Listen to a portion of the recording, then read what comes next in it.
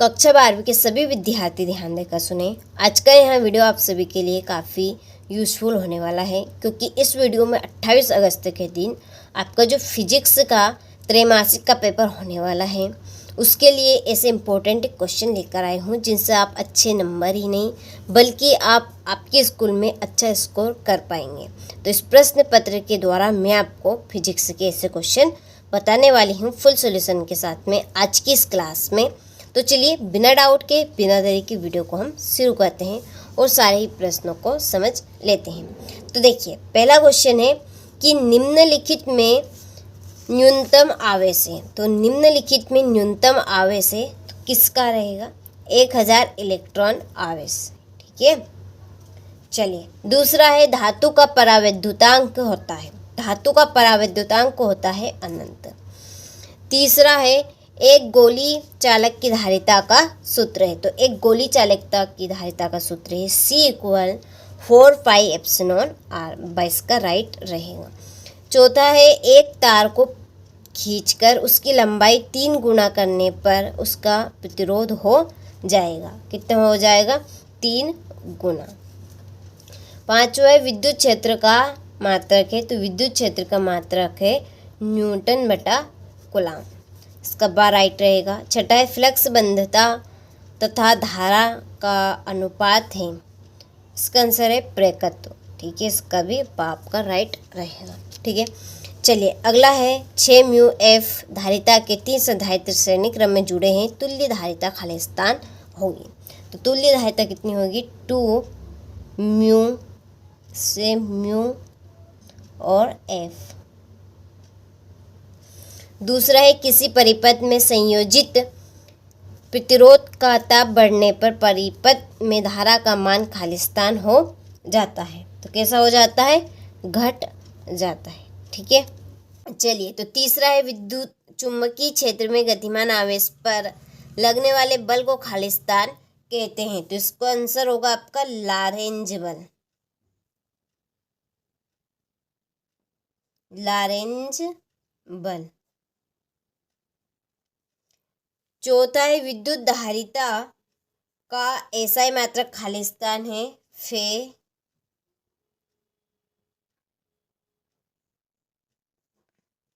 Farad. ठीक है, और आदर्श आमीटर का प्रतिरोध खालिस्तान होना चाहिए 0। छठा है प्रति चुम्बकीय पदार्थ की चुम्बकीय प्रवृत्ति खालिस्तान होती है कैसी? ऋणात्मक। चलिए तो यहाँ से आप इन बाकी के रिक्त स्थान का स्क्रीनशॉट लें और कंप्लीट करें। चलिए अगला क्वेश्चन है सही जोड़ी मिलाइए। पहली जोड़ी है धारा घनत्व, इसकी जोड़ी आपकी रहेगी ये वाली। अभी ये तो पढ़ने में आपकी आ भी जाएगी लेकिन टाइम आपका ज़्यादा होगा, तो इसलिए मैं यहाँ पर आपके केवल जोड़ी के नंबर लिख देती हूँ, आपको कंप्लीट कर लेना है। ठीक है, चलिए ये आपकी छठी जोड़ी हो गई। इसके बाद में ये आपकी चौथी जोड़ी और ये आपकी तीसरी जोड़ी। तो ये आपकी जोड़ी के नंबर हो चुके हैं। स्क्रीनशॉट आप ले लीजिए अच्छे से। चलिए इसके बाद में है एक वाक्य में उत्तर लिखिए। पहला कि एक आदर्श ऑल्टमीटर का प्रतिरोध कितना होना चाहिए? तो एक आदर्श ऑल्टमीटर का जो प्रतिरोध होना चाहिए वो एक अनंत होना चाहिए। कैसा होना चाहिए? अनंत। दूसरा है न्यूनतम संभव आवेश का मान लिखिए। तो 1.6 गुणित 10⁻⁻19 कूलाम। कूलाम को हम C से प्रदर्शित करते हैं। ठीक है, चलिए तीसरा है विद्युत क्षेत्र में किसी कुचालक पदार्थ के एकांक आयतन में उत्पन्न विद्युत आघूर्ण को क्या कहते हैं? द्विध्रुव विकरण। चौथा है किसी चालक के अंदर स्थिर विद्युत क्षेत्र कितना होता है? 0। कितना होगा? 0। चलिए पांचवा है किरचॉफ का द्वितीय नियम किसके संरक्षण पर आधारित है? तो ऊर्जा संरक्षण के नियम पर। ऊर्जा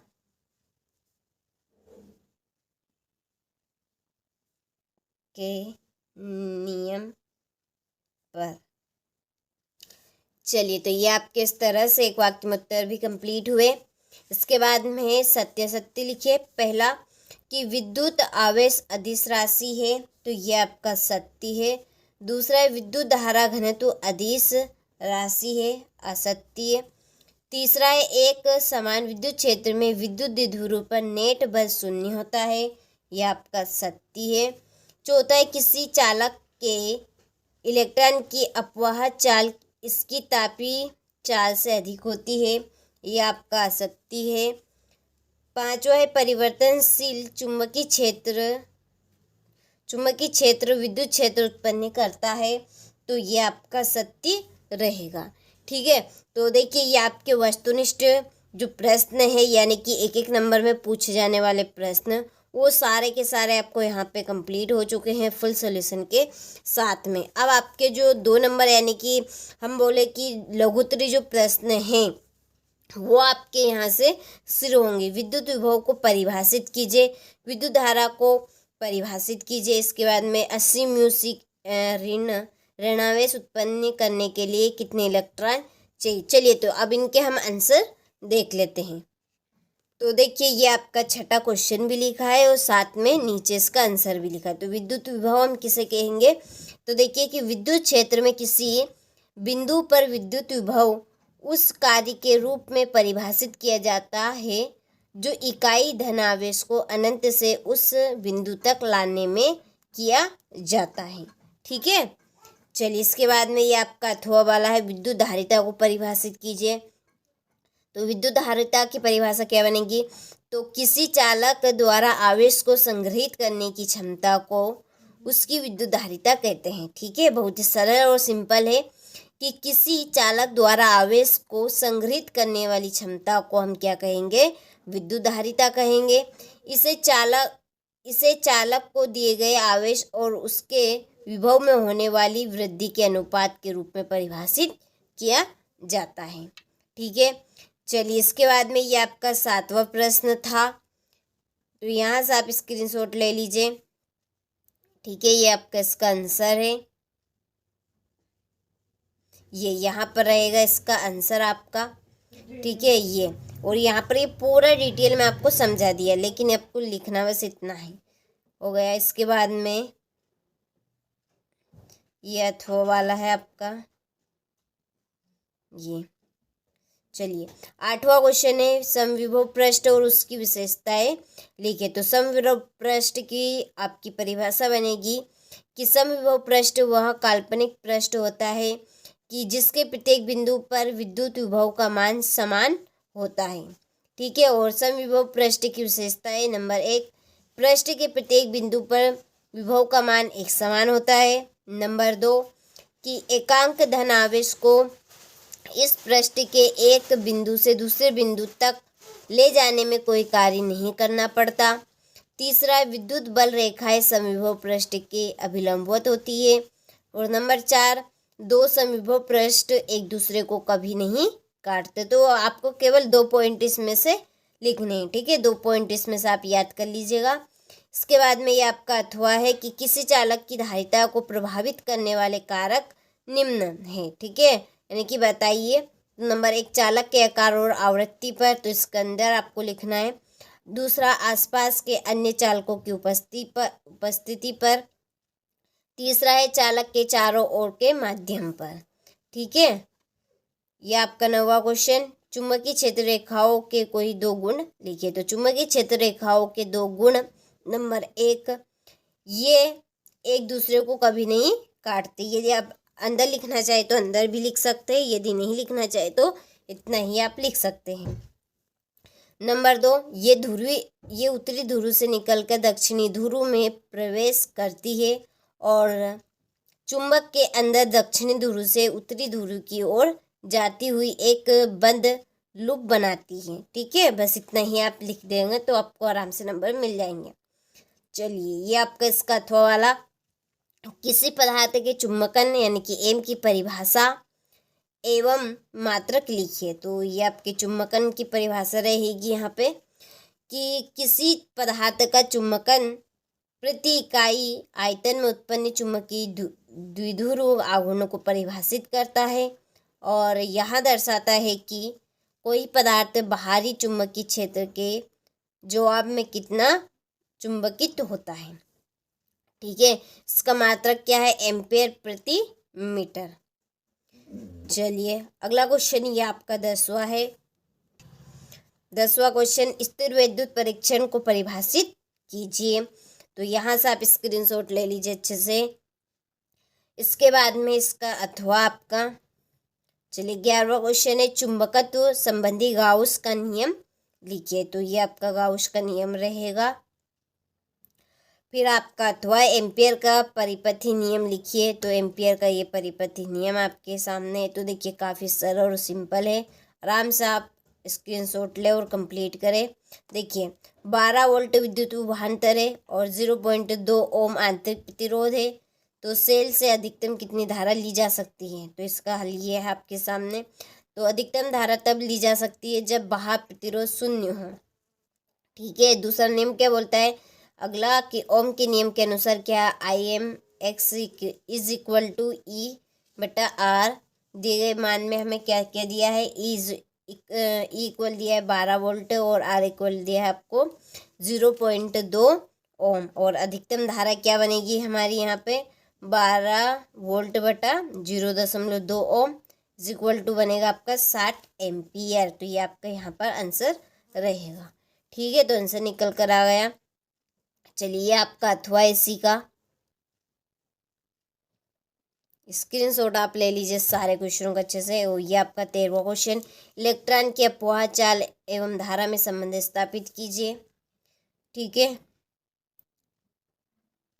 फिर ये आपका अथवा धारा वितरण संबंधी किरचॉफ के नियम लिखिए।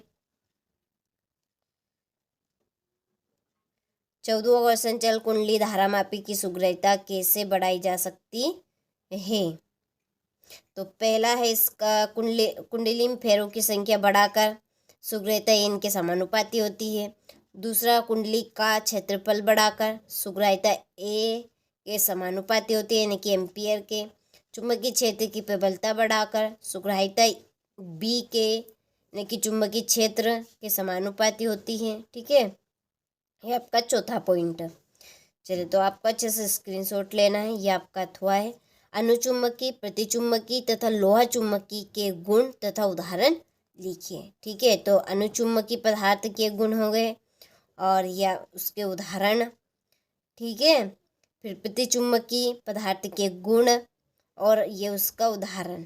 ठीक है, इसमें चांदी, सोना, पानी। लोहा चुंबकी पदार्थ के गुण और ये उसके उदाहरण, लोहा, निकिल, कोबाल्ट। ठीक है, ये आपके लोहा चुंबकीय पदार्थ के उदाहरण रहेंगे। चलिए इसके बाद में ये आपका 15वां क्वेश्चन कि किसी सेल के विद्युत वाहक बल विभवांतर एवं आंतरिक प्रतिरोध में संबंध स्थापित कीजिए। यहाँ से आप स्क्रीनशॉट ले लीजिए इस प्रश्न के आंसर का और अच्छे से कंप्लीट करें ताकि आप सभी अच्छे से अच्छे नंबर कवर कर सकें। और एप्लीकेशन के साथ यदि आप अभी तक नहीं जुड़े हैं तो चैनल आर्ट पे आप जाएंगे तो आपको एक कॉन्टेक्ट नंबर मिलेंगे। आप उन कॉन्टेक्ट नंबर पे कॉल कर सकते हैं और पूरी जानकारी आप ले सकते हैं। ठीक है, चलिए इसके बाद में लेंज का नियम लिखिए तथा स्पष्ट कीजिए कि यह ऊर्जा संरक्षण के अनुकूल है। तो लेंज का नियम क्या है कि प्रेरित धारा की दिशा हमेशा ऐसी होती है कि वह उस कारण का प्रतिरोध करती है जिसके कारण वह स्वयं उत्पन्न हुई है। और ऊर्जा संरक्षण का अनुकूलता का नियम ये आपका। ठीक है, चलिए आपका 17वां क्वेश्चन,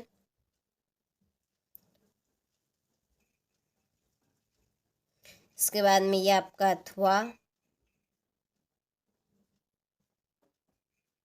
ये 18वां क्वेश्चन, ये 18वें का अथवा।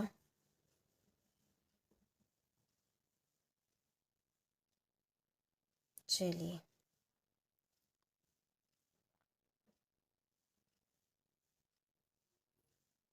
ये आपका 19वां क्वेश्चन, वायु सेवर्ट का नियम एवं एम्पियर की परिभाषा। वायु सेवर्ट का नियम हो गया ये सूत्र, ये अथवा।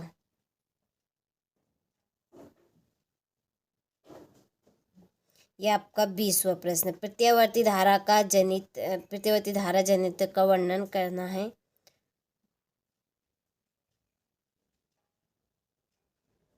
ये अथवा। ठीक है, चलिए तो ये आपके टोटल क्वेश्चन यहाँ पे हो चुके हैं A to Z। तो आपने सारे क्वेश्चनों का अच्छे से स्क्रीनशॉट ले लिया होगा। तो देखिए ये था आपका सेट A और